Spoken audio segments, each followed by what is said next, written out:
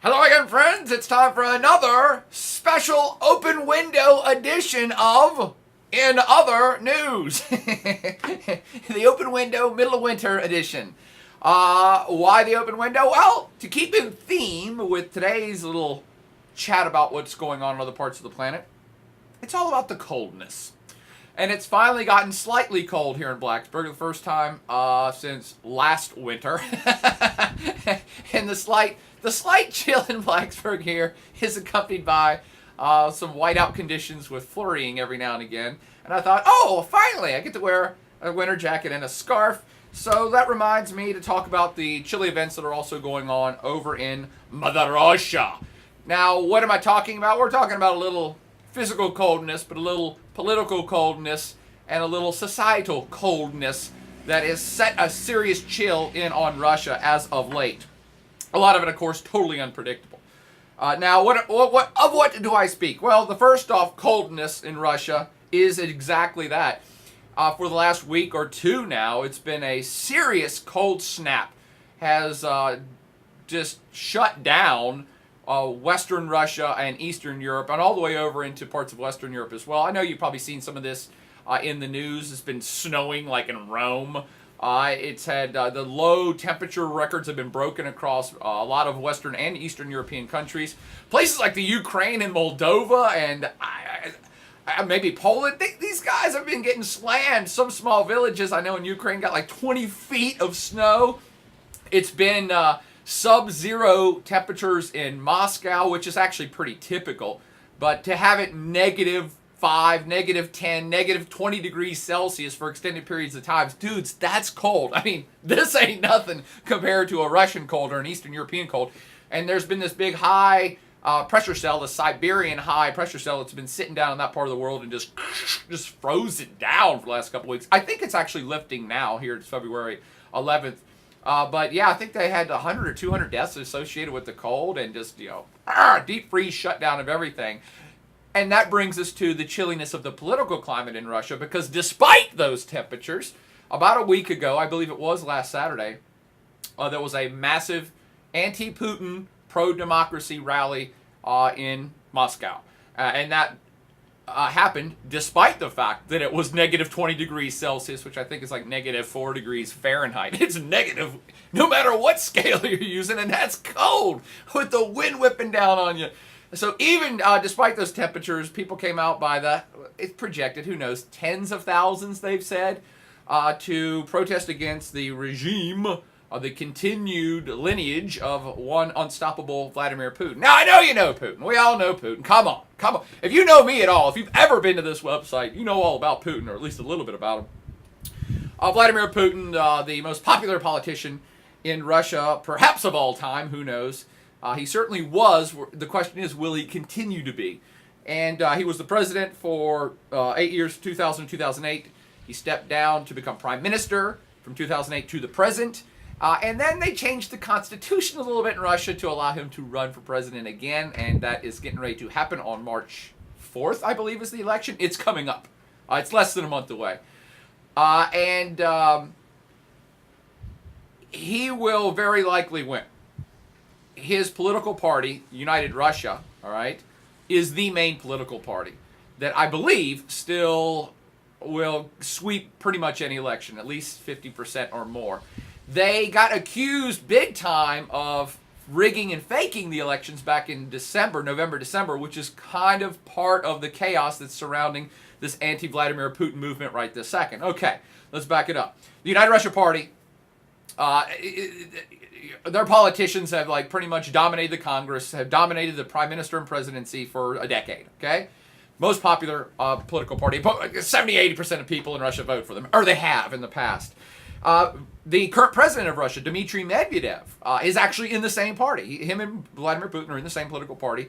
And in a surprise move, after they changed the constitution slightly to allow Putin to run again, Dmitry Medvedev said, well, I'm going to step down. We're in the same political party, so I'm not even going to run against Putin. I'm going to let him have the candidacy to run for president. And that kind of ticked people off. They're like, this really looks like a big rig. The whole situation now looks rigged. You changed the constitution. Now you're stepping down. Dmitry Medvedev has been a pretty good president, and just for him for no reason to say, well, I'm going to default to my old boss. Everybody's like, this whole thing is starting to look rigged. Then they had these elections back in November, December, that the United Russia Party won, and I didn't dispute it. I mean, I'm not Russian, but I didn't dispute it. I'm like, of course they won. The United Russia Party wins everything. However, enough people in Russia thought it was rigged. They actually didn't even win as much as they usually do. They only won just over 50% of the vote. And this is for for Congress people and senators type of thing. So they won the majority of the vote, but not as much as they usually win by. But this sparked protest across the country of people saying the whole thing's rigged. The whole thing's rigged. And this whole, these moves being put into play that's going to put Putin back into the presidency is part of this whole rigged operation. And it really has. I think it's all these events put together have just gotten a lot of, not all, but a lot of average Russians just got to the point of, we're just fed up with this. And this is completely messed up, and we have no political voice, and this is a sham democracy. I truly think a lot of Russians believe that. Do I believe that? I don't know. I'm not Russian. I'm not there. I think that they have at least a semblance of a democracy, but when you have the same political party and the same political person winning all the time, that's when people get detached and start getting pissed off and saying, you know what, even if this is legitimate, even if 70% of the people do vote for this guy, it's the same guy and the same people in charge all the time, and this is not true democracy. I think that's really part of the angst that's going on within the Russian population right now, and in that light, I know I've talked about this in the past, but he got Vladimir Putin, who's never been booed ever publicly without somebody dying, was booed at a wrestling match like in late November, December, about the same time the Russian election thing went down. And then ever since the first person booed him, suddenly this gave, I guess, a lot of average folks kind of a backbone to boo him too. And now you have for several months now, actually not even several months, 2 months, you've had this building political momentum of people wanting to go out to the street to at least voice their opinion that they don't like either Vladimir Putin or they don't think the system is legit. And this is the first time that's happened in Russia. Ever! Because you got to remember, if you know your history, they went from a monarchy for several hundred years, 500 or 600 years of monarchy, into communism, and then from communism, complete collapse into capitalist chaos, and they just really put their house back in order in the last decade or so. And so this is the first time you actually have a we want democracy or we don't think our democracy's doing well kind of rally. This is a first for the Russians. And it's feeding into something bigger that I did want to discuss, that I've read several stories about here recently.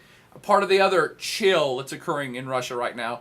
And I think part of the anti-Putin protest, it may not be about him, because he did oversee the country in a time where they put their house back in order.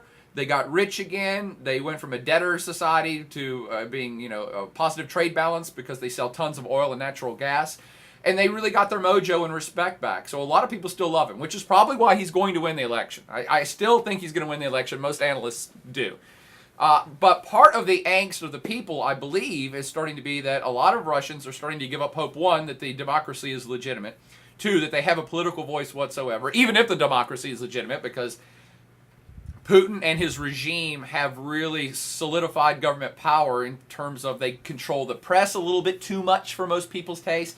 They control the Electoral Commission a little bit too much, so that commission can decide who gets to run for office and who doesn't. And most of the time it's who doesn't. They just say, nah, you're not eligible to run for office. You're not eligible to run for office.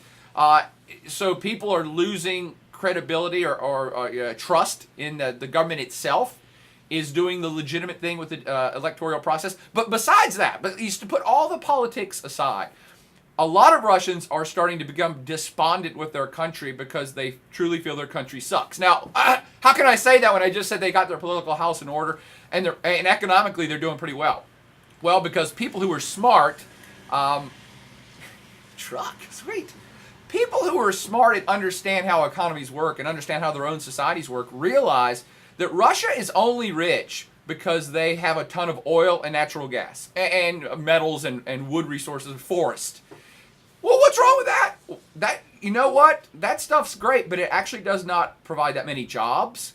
The mining industries and extractive industries or basic commodity industries, they don't supply that many jobs. They don't show that you have a diversified economy. They don't require a whole hell of a lot of skilled labor. And people are starting to look at this in terms of, we are basically like a poor country. I've heard Russians say this. We're basically like a third world country. How? Because third world countries just export raw commodities. And their life or death of their economy completely relies on the commodity prices. So Russia right now, their whole economy lives and dies by the price of oil. If the price of oil gets cut in half, Russia's screwed. And everybody knows that. And the average Russian is starting to say, dude, we used to be an industrial powerhouse. We used to be world power, the heights of technology and innovation and all this other stuff. And what are we doing now? We're relying on exports of wood and oil. And the answer is, yeah, that's pretty much it. So what's been happening, lo and behold, this is a new phenomenon for Russia. There's a bit of a brain drain going on right now. That's right. I'm sure some of you know what brain drain is. And that is that educated professionals, educated and skilled professionals, mostly in the middle class, are starting to leave Russia. They're starting to leave. And they're starting to leave because people leave a society when they don't see any hope of a better, prosperous future in their society for themselves or their children. So, if the poor people are leaving, who cares? Let them leave. They ain't got no resources or no skills. You really don't, and no society wants to lose their smart, intelligent craftsmen, working class, educated professionals. And apparently there is an immigration, that's immigration with an E, an immigration movement heading out of Russia right now of their trained middle class. For those of you that know Russian demographics, you know this is also problematic because Russia is the biggest country in the world, but only has about 140 million people in it. So you're losing people who are leaving Russia. But for those of you in the know, you also know that most Russians don't have that many kids. So demographically, the population has been shrinking, and now they may be losing more population to immigration, people leaving. So this is a very, very, very big deal. I wanted to add this kind of on the tail end, but perhaps I should have said it first. Another reason that the average Russian, is becoming despondent with their own country, put this one in your head, think about this, is because they feel corruption has now gotten so out of control that that's another reason that there's no future for them in Russia. Corruption from the top and the bottom. And that's really bad. And Vladimir Putin, if you're listening to this, and I know you watch me, when you get back into office, you better start dealing with that corruption in a very big way. And he already kind of has. But let me talk about it for a second more first. What do I mean by corruption from the top and bottom? Everybody in Russia knows that if you're going to be a successful small or medium or even large scale business, to do business in Russia means you got to pay people off. What people? Government people. You're going to have to pay off government people. Everybody in the government, I shouldn't say everybody. There is widespread belief that everyone in the government is wildly corrupt, that you have to pay, double or triple or quadruple for business licenses, that people are on the take everywhere that can apply pressure to you or your business if you don't pay them off. It's widely believed that a lot of regional local police are all on the take. That if your business isn't paying, then guess what? Oops, your business burned down. Oh, and we didn't investigate it because it was just an electrical fire. I mean, these are very real deals on the street that Russian people and Russian business people in particular have to think about as part of doing business. What's from the bottom then? The bottom is mafia. And Russia has one of the nastiest mafias on planet Earth. And mafias don't just do organized crime in terms of, sex trade and drugs trade and arms trafficking, which the Russian mafia does. But they also squeeze local businesses from the other side. So, protection rackets. Oh, you're not paying the local mafia? You ain't going to do business here or your factory will burn down. So there's a whole, and by the way, both of these pincher movements are mostly affecting small, family-owned, small, and medium-sized businesses. And that's, that's usually the foundation of any country's economy. So these guys are getting whammied, and a lot of people are just saying, the hell with this. I'm not going to start a business in Russia. You can't make a dime because you have to pay everybody off and live under the threat of violence. So this actually supposedly used to be worse. It's supposedly gotten better in the last decade. But again, I've read lots and lots of stuff here recently where people are saying this is a society that's based on primary commodities extraction. And if you're not working for oil and natural gas or on the take from the natural gas and oil industries, you have no future in Russia. You're going to have to work way too hard to earn way too little, and it's too unpredictable that your businesses and your assets are going to be safe for long-term investment. And that's really bad. That's a really bad thing for the average person in your country to be thinking, which again is why a lot of them are perhaps leaving for greener pastures. And to give a little shout out to our main man, Vlad, I think he knows this. Again, I think that's part of the kind of upsurge in the political protest is people becoming despondent, not necessarily just about Putin, but about their society as a whole. I mean, you start to lose medium and small family businesses. You got this corruption. Your economy is not that vibrant anymore, and it doesn't look like it's going to get any better. I mean, I wouldn't leave.